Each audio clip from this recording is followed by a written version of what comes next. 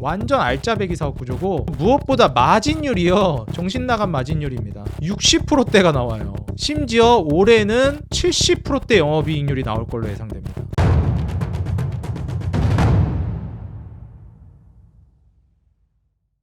네, 반갑습니다. 주식장인 유튜브 구독자 여러분들, 주식장인입니다. 요즘 증시가 정말 하루하루 예측하기가 어려운 시장이라는 게 여실히 좀 느껴지는 요즘이라고 보여집니다. 이제 시장이 좀 어려울지도 모르겠다 생각이 드는데, 그 와중에도 또 이제 미증시나 우리나라 증시 같은 경우에는 굉장히 또 잘 올라가지고 있기도 하고요.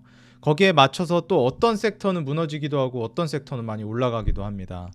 그래서 최근 이렇게 시장이 혼란스러운 상황 안에서 계속해서 투자는 이어가되 현금을 확보해 나가는 전략은 저는 계속해서 준비를 하셔야 되겠다라고 조언을 드리고 싶어요. 그래서 지금 우리가 투자를 그 50%는 현금을 보유하더라도 50%로 투자해 볼 수 있을 만한 종목들, 제가 외국인 수급을 통해서 매주 같이 한번 좀 체크해 보는 시간 가져보고 있는데, 이번 주는 아무래도 이제 설 연휴가 끝나고 나서 징검다리 연휴가 있기도 했고, 그 이후에 이제 본격적으로 이제 담기 시작한 외인들 수급이 좀 있어요. 그래서 거기 관련해서 과연 외국인들이 어떤 종목들을 많이 담았는지 같이 살펴보면서 좀 우수한 종목들은 거기에 대해서 좀 분석도 하는 시간 가져보도록 하겠습니다. 자, 이번 일주일 동안 외국인이 과연 어떤 종목들을 많이 담았는가? 일단 1등부터 보게 되면 삼성전자를 외국인들이 가장 많이 담았습니다. 금액 기준으로. 자, 2등은 이제 SK하이닉스인데요.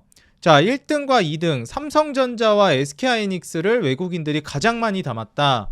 자, 일단 만약에 SK하이닉스만 많이 담았다라고 하면 그냥 AI 모멘텀으로 뭐 HBM 반도체 쪽으로 해서 매수세가 들어왔구나, 이렇게 볼 수 있겠는데, 물론 삼성전자가 이제 좀 많이 빠지기도 했고 슬슬 올라갈 때가 됐다. 뭐 5만 원 아래로는 제가 이전에도 한번 언급드린 적 있지만 절대적인 가격으로 봤을 때 이제는 저평가 구간이다. 사실상 아무리 SK하이닉스에게 프리미엄을 다 내준다 해도 5만 원이라는 가격은 너무 싸긴 하다. 삼성전자 이렇게 말씀을 드렸습니다. 그래서 5만 원 아래로는 그냥 사셔도 된다라고 말씀을 드렸는데 5만 원 아래로는 안 떨어지더라고요.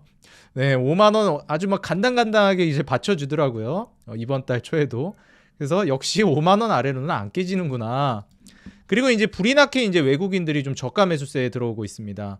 기관 매수세도 좀 강력하게 오고 있는 모습인데, 사실 삼성전자 같은 경우에 뭐 영업이익이라든지 이런 부분들도 다시 회복으로 돌아서고 있는 시점이라 이게 좀 과하게 빠지고 있다라는 거는 우리가 어느 정도는 알고 있었던 사실이죠. 그래서 이제는 삼성전자마저 돌리겠구나.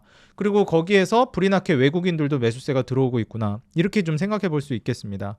그리고 더 나아가서는 어떻게도 볼 수 있겠냐면, 삼성전자뿐만 아니라 이 한국 시장으로 외국인들이 좀 들어오고 있는 건 아닐까? 이렇게도 우리가 좀 생각을 해볼 수 있어요. 근데 애석하게도 제가 이제 좀 살펴본 결과 아직 더 빠지지 않고 있다 뿐이지 외국인들이 돌아오고 있다, 이 정도 수준은 아닌 것 같아요. 보시게 되면 2월 달까지 외국인들이 엄청 많이 빠져나갔어요. 지금 제가 뭐 디테일하게 들어서 그런 건데, 이 노란색 선이 그 외국인 수급이거든요. 근데 쭉 올라가다가 완전히 고꾸라지고 뭐 2월까지도 계속 떨어졌습니다. 외국인이 계속 매도하면서 빠져나갔어요. 그 과정 안에서 이제 지수도 전반적으로 빠지다가 최근에는 한국 증시가 지수가 잘 가고 있습니다. 지수도 지금 검은색이 지수인데 계속 올라가고 있죠. 그래서 이런 거를 좀 고려해 봤을 때 코스피 지수 올라가고 있는데 외인은 쭉 빠지고 나서 더 이상 빠지진 않고 있구나. 대략 요 바닥 부근에서 박스권 그리고 있구나. 이렇게 정도 해석해 보시면 될 것 같습니다. 그럼 외국인이 엄청나게 빠져나가다가 이제 빠져나가는 게 잠시 멈췄는데, 그 과정 안에서 많이 담고 있는 것들이 역시 우량주구나. 이제 좀 빠질 만큼 빠졌고 다시 외국인들이 좀 돌아오지 않을까? 이런 기대감도 좀 생기고 있기는 합니다. 현재 환율도 한 1444원 정도 되고, 일단 달러 인덱스 자체가 좀 떨어지고 있어요.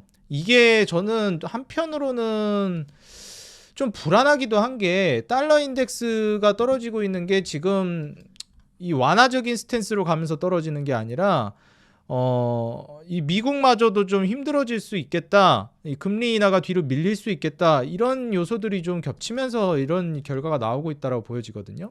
이 금 가격은 계속 올라가고 있단 말이에요. 그러니까 안전자산 선호 심리가 계속 올라가고 있다라고 보여지고 있고 그 과정 안에서 달러 인덱스가 좀 주춤하고 있는 건 저는 마냥 좋게 보긴 어렵다고 봅니다. 지금 금리 인하를 계속 하고 있는 과정 안에서 달러 인덱스가 조정이 나오면 모르겠는데 그게 아니어가지고 금 가격 올라가는 과정 안에서는 좀 불안해요. 그리고 이제 유가는 다행히도 뭐 계속해서 좀 안정 궤도로 접어들어 가고 있다라고 보여집니다. 일단 이런 과정 안에서 결국 또 외국인들이 담아 나가고 있는 종목들을 우리는 좀 살펴보는 게 중요할 것 같고 삼성전자나 SK하이닉스에 이제 외국인들 매수세가 들어오고 있다라는 건 한국 시장으로 좀 복귀를 할 가능성도 있다. 그래서 지금 지수 같은 경우에도 나쁘지 않은 모습을 보여주고 있다. 이런 측면을 좀 생각해 볼 수 있겠습니다. 최근에 뭐 코스피도 그렇고 코스닥도 그렇고 상당히 이제 상승 랠리를 잘 보여주고 있어요. 지금 보시게 되면 코스피 지수 같은 경우에도 2400선 근처에서 바닥 라인을 형성해주고 여기서 이제 그대로 다시 올려주고 있잖아요. 물론 더 지켜봐야지 되겠지만 현재로서는 좀 말아 올리고 있는 모습이 있다. 8월 5일날 이때 엔캐리 트레이드로 완전 무너졌던 그 지수를 어느 정도는 바닥으로 형성해 주는 걸로 보여집니다. 뭐 코스닥 같은 경우에도 양호해요. 비슷하게 좀 우상향을 해주고 있는 모습입니다. 그래서 현재 삼성전자와 SK하이닉스의 외국인 순매수가 굉장히 크게 몰렸다는 건 삼성전자가 많이 빠졌다라는 것도 있고 그 다음에 SK하이닉스는 물론 이제 HBM, AI 성장성이 있고 그 다음에 지수로 좀 들어오고 있다. 이런 부분들도 우리가 유추를 해볼 수 있겠습니다. 자, 그 다음이 이제 하나 에어로스페이스인데 와 방사능 우주항공이랑 해가지고 이제 여기서 더 가나 싶은 생각을 하신 분들도 있었을 텐데 더 갔습니다. 일단 뭐 미국에서 최근에 뭐 알루미늄이나 이 철강 관세를 매기면서 앞으로 이제 방위산업 관련된 산업을 계속 육성하려고 하는 모습이 보여져요. 그리고 전 세계적으로 방위비 부담이 이제 올라가고 있는 구조로 가고 있기 때문에 방산 관련된 종목들이 부각을 받고 있습니다. 하나 에어로스페이스뿐만 아니라 군함이나 MRO 사업으로 지금 얘기가 되고 있는 하나오션이나 그다음에 또 조선주인 현대중공업도 매수세가 강하게 몰렸어요.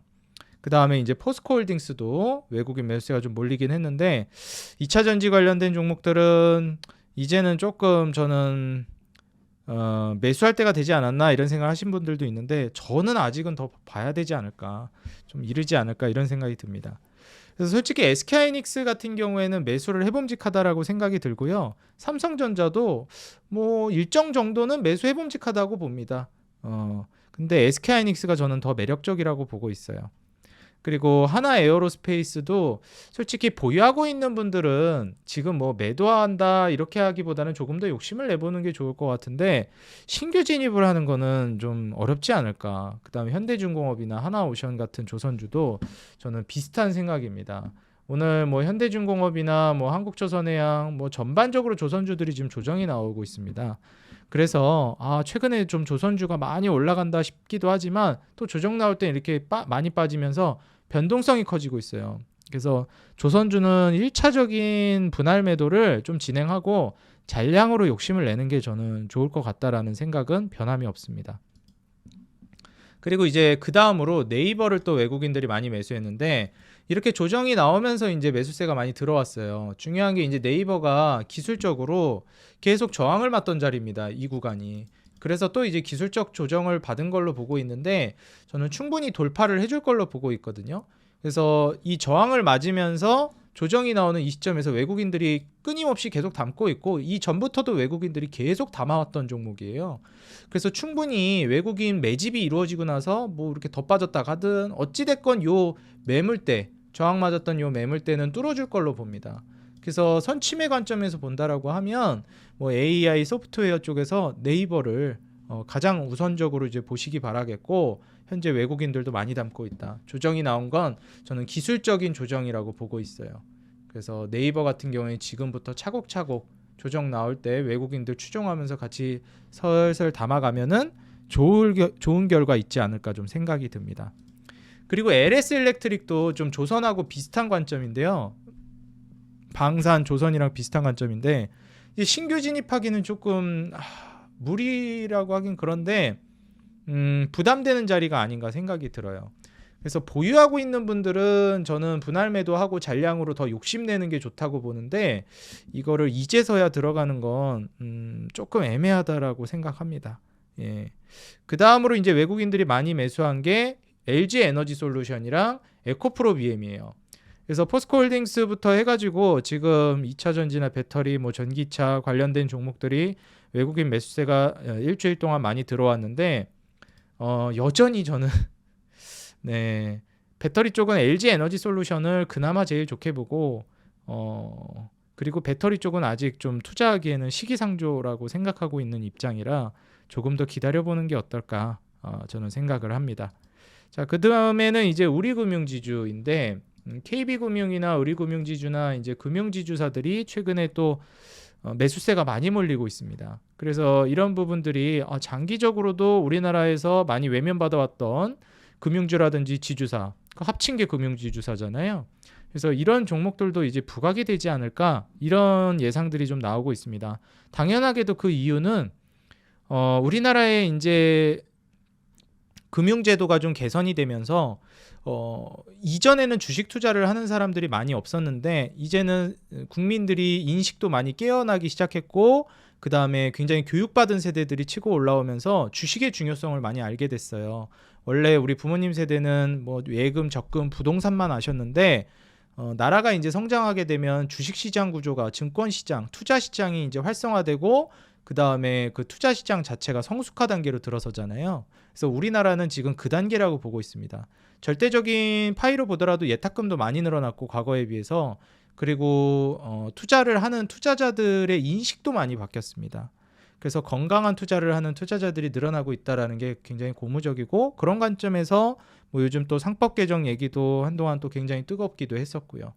그래서 이런 부분들이 금융제도 성숙화 단계에 들어서는 과정 안에서 수혜를 볼 만한 종목이라고 보고 있습니다. 원래 이제 지주사나 금융주들도 뭐 미국 같은 데서는 정말 또 투자 메리트가 있는 섹터 중에 하나인데 우리나라는 이게 성숙화 단계에 들어서질 않다 보니까 너무 투자 메리트가 없죠. 근데 뭐 배당 매력도도 특히 없는 국가 중에 하나였고 우리나라가 근데 이제 좀 많이 바뀌어 나가지 않을까 생각이 듭니다. 그래서 우리금융지주나 특히 저는 금융지주사는 KB금융을 가장 좋게 보는데 뭐 국민은행, 우리은행 4대 금융 4대 은행인 거는 뭐 당연한 얘기고 제일 잘 나가는 은행 중에 하나들이잖아요. 그래서 관심 있게 좀 보시면 좋을 것 같습니다. 그 다음에 이제 조선주들은 좀 투자하기에 부담스럽다라고 하면 제가 말씀드렸죠. 삼성중공업이 그 다음으로 이제 외국인들이 많이 매수한 종목인데 제가 봤을 때 삼성중공업 같은 경우는 아직 좀 기회가 많이 남아있다고 봐요. 트럼프가 에너지 공급을 늘리고 있기 때문에 LNG 운반선 수요가 계속 늘어날 거로 보고 있고 지금 LNG를 다른 국가에다가 빨리 미국 LNG 사라고 압박을 좀 하고 있거든요. 그래서 일본 같은 경우에도 지금 딜을 했죠. 미국에서 사겠다. 그래서 요즘 맨날 미국이랑 일본이랑 견고한 동맹하면서 난리가 났습니다. 우리는 어깨 동무하고 견고하게 나아간다 하면서 우리나라도 빨리 거의 꼽사리 껴야 되는데 지금 정치적으로 지금 난리여가지고 그걸 못하고 있습니다. 너무 안타깝습니다. 지금 빨리 트럼프 옆에 붙어가지고 일본처럼 저 해야 되는데 많이 아쉬워요. 뭐 어쨌건 그래서 미국 LNG 이제 수입해주겠다 하고 또 손정희 소프트뱅크도 이제 본격적으로 AI 같이 투자하겠다고 하고 이게 어깨를 오픈 AI 이런 애들이랑 나란히 하고 뭐 오라클 이런 애들이랑 같이 일을 해야 기업이 또 엄청 성장하는 거 아니겠습니까? 그래서 그런 관점에서 우리나라 SK하이닉스도 가서 빨리 이제 막 트럼프랑 만나고 막 이래야 되는데 그게 조금 아쉽다.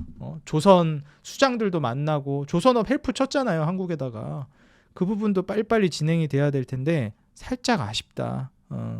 근데 어찌 됐건 그런 부분에 있어서 군함뿐만 아니라 조선의 경쟁력을 트럼프가 이미 인지하고 있고 협업을 먼저 요청했던 만큼 LNG 운반선에 있어서도 삼성중공업의 수요가 굉장히 크게 올라갈 걸로 보여집니다. 그래서 외국인 수급이 많이 들어온 삼성중공업 역시도 한번 주목해 보시기 바라겠습니다.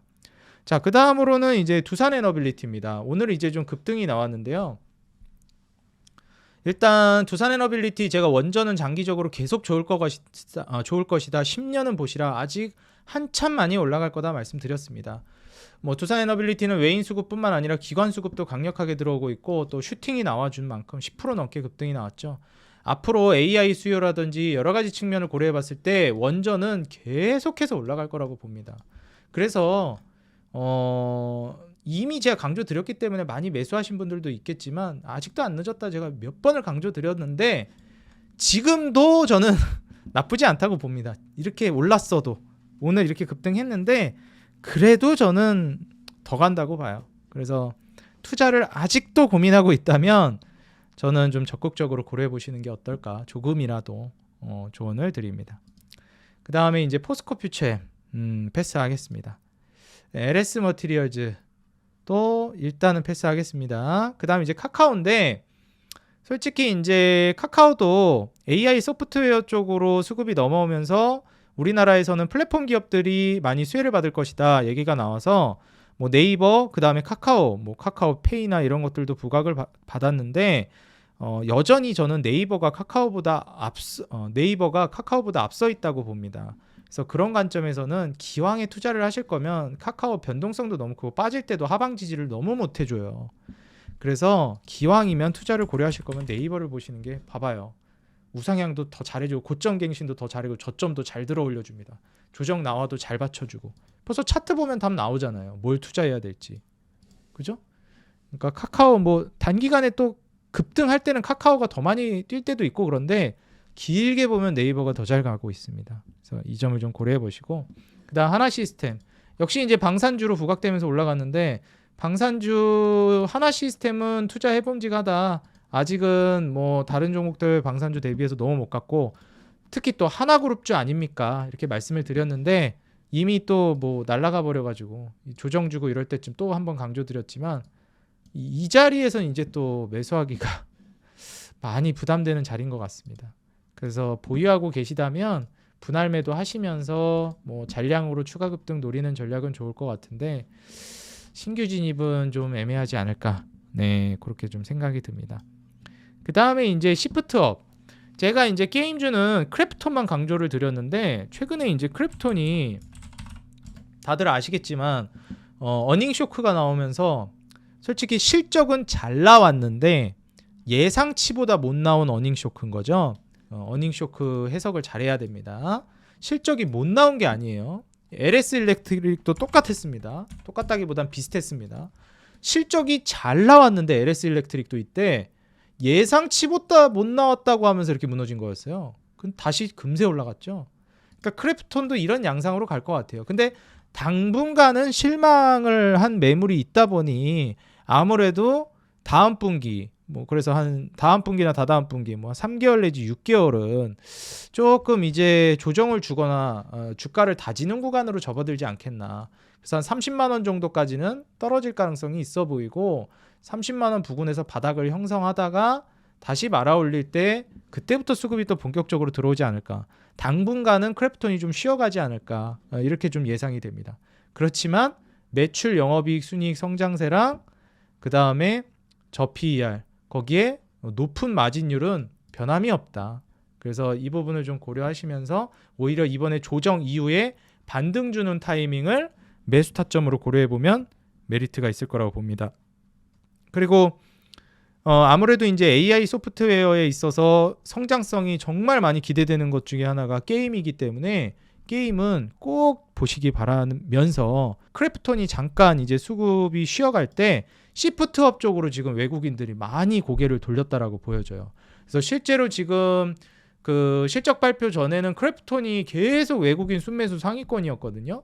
근데 이제 시프트업이 지금 외국인 순매수 상위권에 올라왔습니다. 근데 크래프톤처럼 아직 주가 슈팅도 안 나왔기 때문에 저는 지금 게임주 산다 그러면 시프트업. 네, 이렇게 조언 드리고 싶고 크래프톤은 지금부터 떨어질 때 차곡차곡 모아나가기에 좋다. 이렇게 보여집니다. 근데 지금 추세 타고 계속 올라갈 걸 본다? 시프트업이라고 봅니다. 외국인 수급 들어오면서 계속 들어오고 있고 지금 보시게 되면 매출이 160억 정도부터 시작해서 300억, 뭐 170억으로 다시 다운됐다가 22년도부터 퀀텀 점프를 시작했는데 660억으로 뛰기 시작하더니 23년도에 거의 1,700억을 찍었습니다. 그리고 작년에 2,200억, 올해 3,000억. 엄청난 폭발 성장을 지금 23년부터 25년 올해까지 이제 이어가는 흐름이거든요. 그리고 2021년까지는 영업이익 순이익이 모두 적자를 보고 있었기 때문에 이게 뭐 이렇다 할 만한 성과가 나오고 있는 단계는 아니었는데, 다행히도 이제 22년도부터 흑자 전환에 성공했고 23년도부터 이익이 폭발적으로 늘어나다 보니 24년도에 상장을 했습니다. 그래서 상장을 했을 때 괜찮은 이제 평가를 받았는데 다시 이제 주가가 좀 빠졌어요. 그리고 다시 이제 말아 올리려고 하는 자리인데 매물대가 지금 여기죠.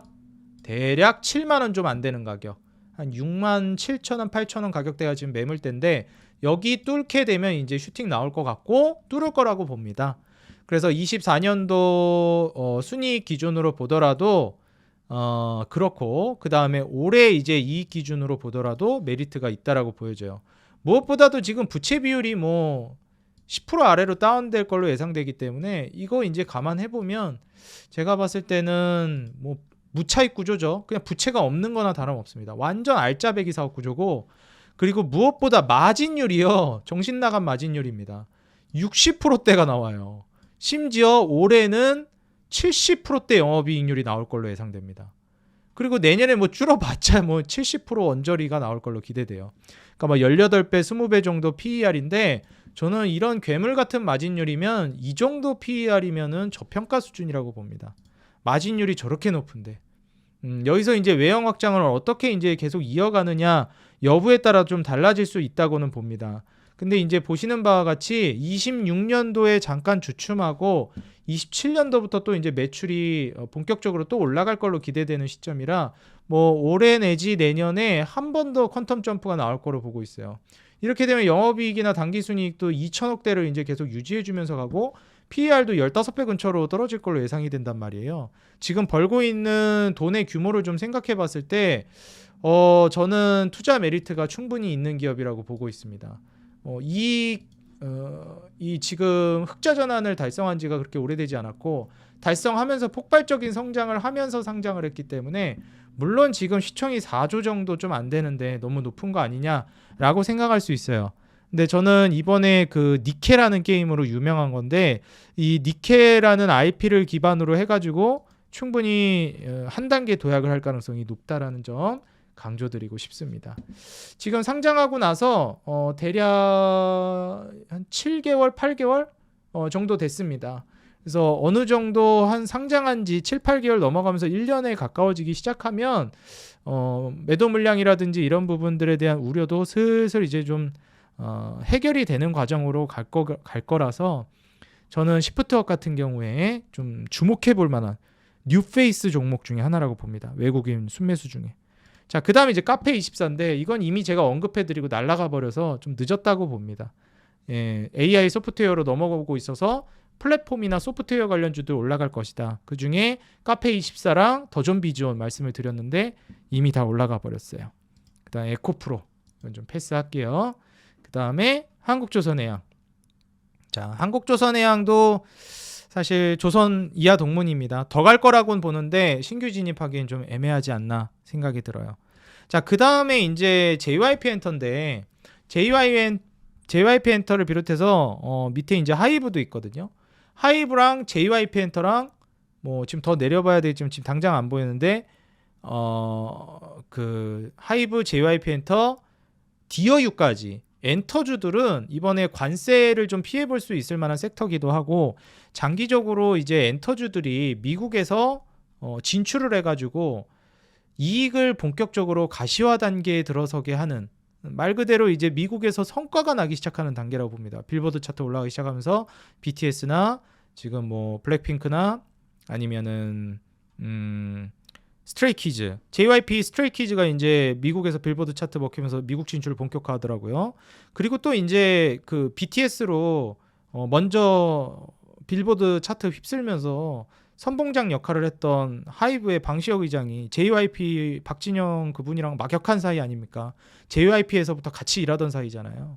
완전 이제 JYP 같이 일군 사람이기 때문에 저는 또 뭐 그 인적 인프라가 굉장히 세다고 생각합니다. JYP가 또 이제 방시혁 의장한테 가가지고 시혁아 어떻게 했니? 비결 좀 알려줘 하면서 서로 뭐 돕고 돕는 그런 상부상조하는 관계가 많이 형성되지 않을까 생각하거든요.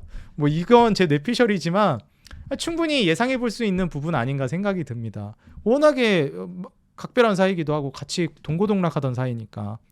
그래서 저는 하이브 비롯해서 JYP 엔터 같은 경우에도 이제 미국 진출 스트레이키즈가 본격화되면서 와, 이제 한국의 엔터 산업이 미국에서 진출하게 되는 거는 세계화에 성공하는 단계라고 보는 거거든요.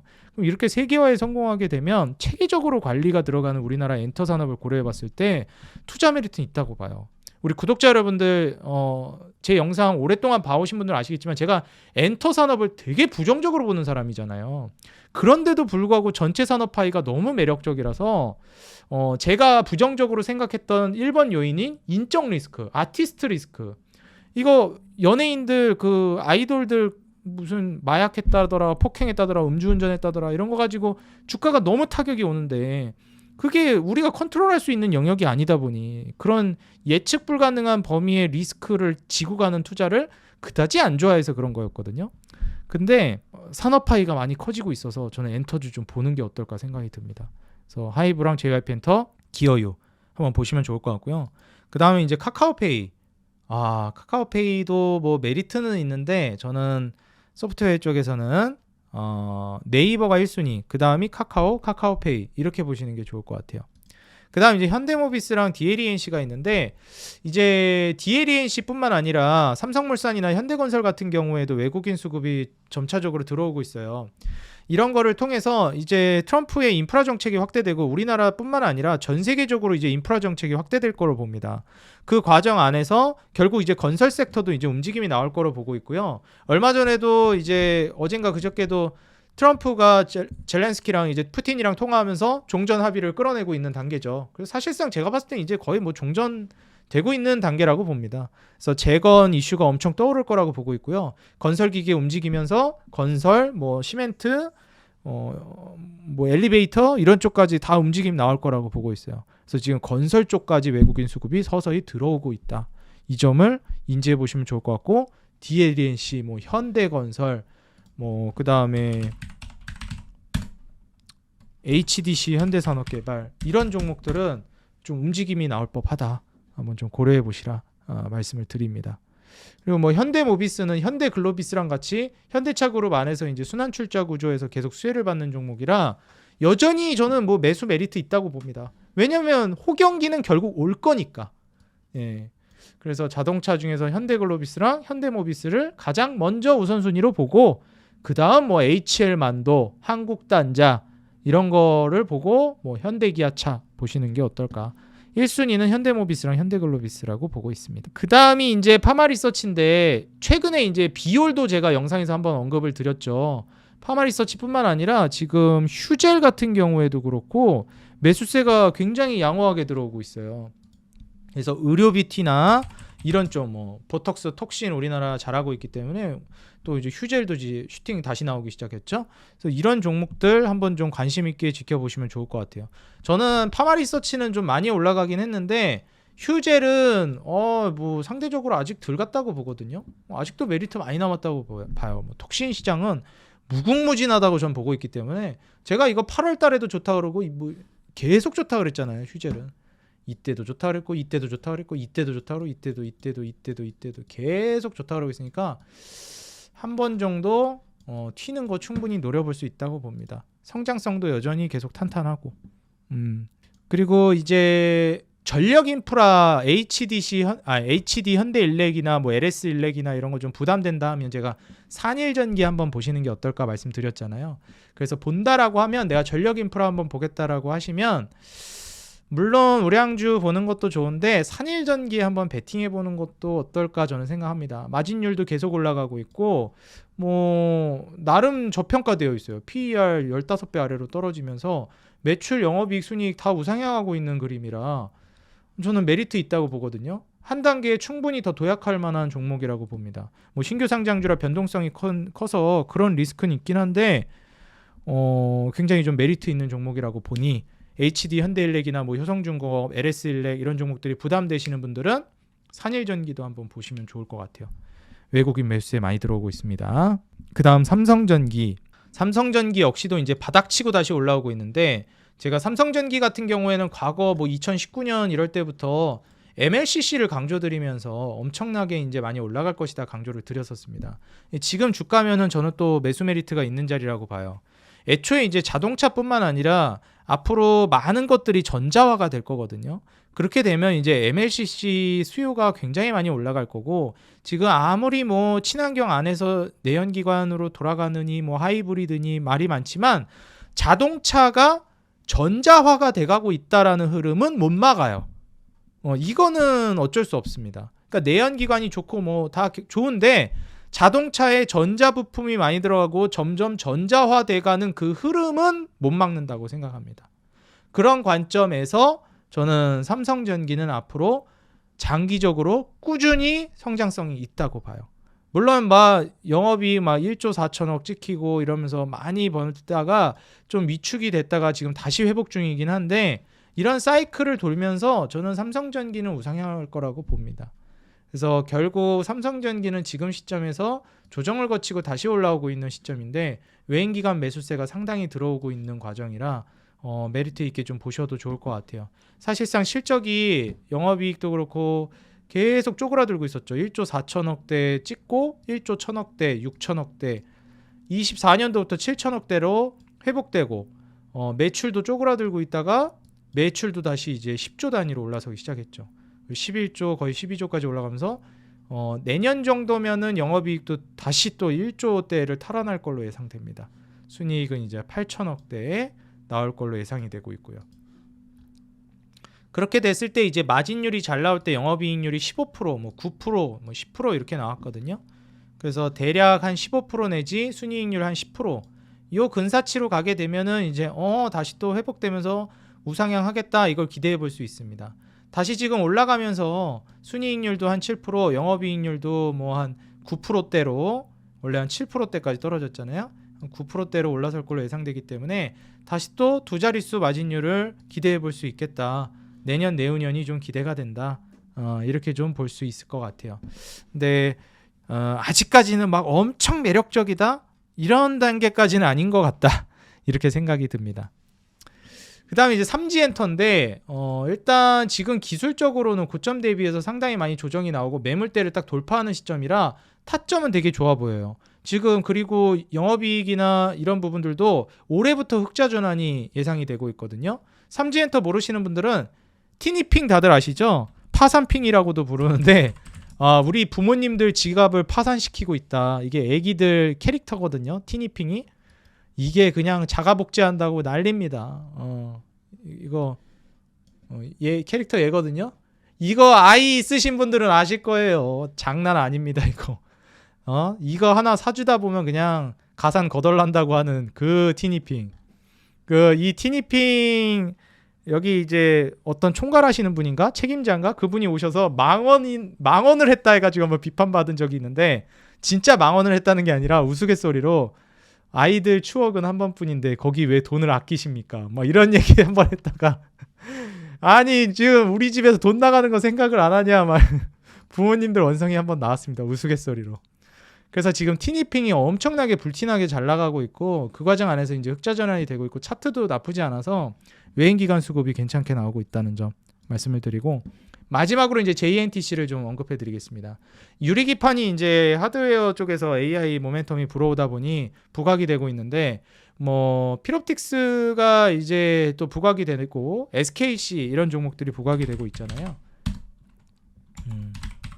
기술력이 저는 필옵틱스가 상당히 뛰어나다고 보고 있고, 뭐 SKC는 또 SK그룹에서 이제 같이 밀어붙이면서 올라갈 모멘텀이 크잖아요. 그래서 그런 부분들을 좀 기대해 보면 좋을 것 같아요.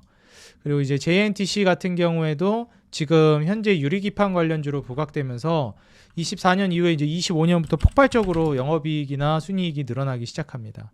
그래서 이제 네 자릿수 단위로 올라서기 시작하고 20%대 마진율을 이제 기록할 걸로 예상이 돼요. 그래서 JNTC의 상승세, 제가 이제 JNTC는 23년 말에 이때 유튜브에서 강조드리면서 추천드린 적이 있는데, 한번 슈팅 나왔다가 다시 또 15,000원 근처까지 떨어지더라고요. 이때 제가 소개해드렸던 가격대까지. 근데 또 다시 올라서 이제 또 거의 3만원 근처까지 갔습니다. 그래서 더 올라갈 만한 모멘텀이 있기는 한데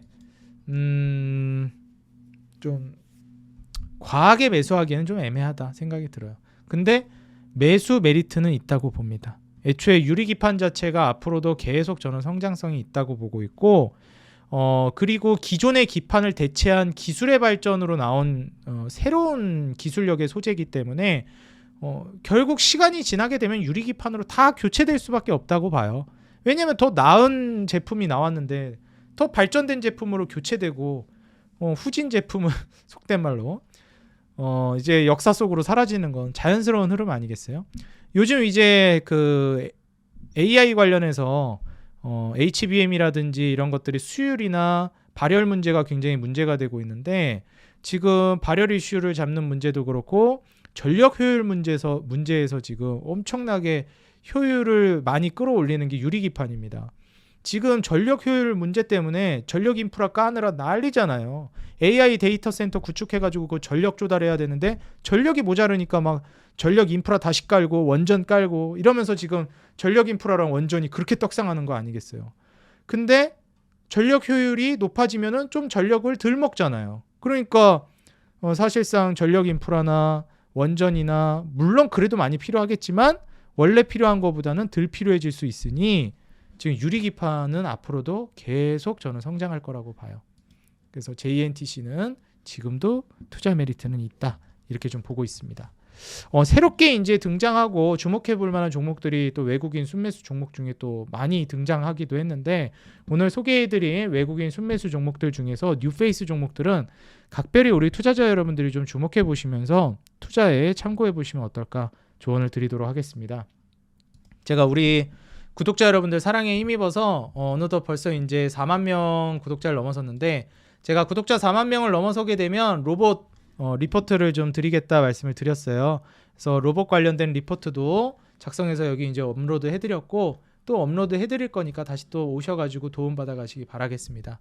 그것뿐만 아니라 제가 이제 시황이라든지 자료, 그리고 우리 투자자 여러분들 매매 잡아가시는 데 있어서 도움되는 것들 다 올려드리고 있으니까 오셔서 도움 받아가시기 바라겠습니다. 로봇 리포트도 오셔서 받아가세요.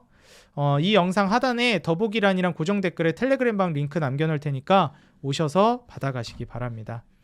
그리고 이제 채널 들어가 보시면 여기 홈 화면에 텔레그램방 링크 남겨놨으니 여기 보고 오셔도 됩니다. 아직 구독 안 눌러주신 분들은 구독, 그리고 알람 버튼, 좋아요 눌러주시면 여러분들께 더 돈되는 정보, 도움되는 주식으로 보답하겠습니다. 그리고 여러분들 짧게나마 시간 내셔서 응원 댓글 달아주시면 제가 우리 구독자 여러분들께 무료로 자료조사해서 영상 제공해 드리는데 너무 큰 힘이 되고 있습니다. 조금만 시간 내주셔서 짧게나마 댓글, 응원 댓글 달아주시면 감사하겠습니다. 항상 우리 개인 투자자 여러분들의 수익 그 하나만을 위해 여러분이 돈을 벌어야 제가 돈을 번다는 모토로 정진해 나가도록 하겠습니다. 지금까지 주식장인이었습니다. 감사합니다. 행복한 하루 되세요.